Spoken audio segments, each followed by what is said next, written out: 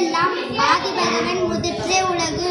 பொருள் அகர ஒலிய எல்லா எழுத்துக்களுக்கும் அது முதல். அதுபோல் ஆதிபகவன் உலகில் உள்ள உயிர்கள் எல்லாவற்றிற்கும் முதல்வனாக இருக்கின்றான். அகர முதல எழுத்தெல்லாம் ஆதிபகவன் உலகு. பொருள் அகர ஒலிய எல்லா எழுத்துக்களுக்கும் முதல். அதுபோல் ஆதிபகவன் உலகில் உள்ள உயிர்கள் எல்லாவற்றிற்கும் முதல்வனாக இருக்கின்றான். கற்றதனால் பயனிற்கொள் வாளறிவன் நற்றால் தொழார் எனின்.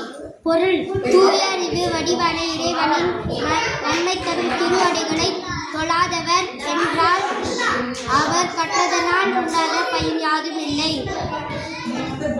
கற்றதனால்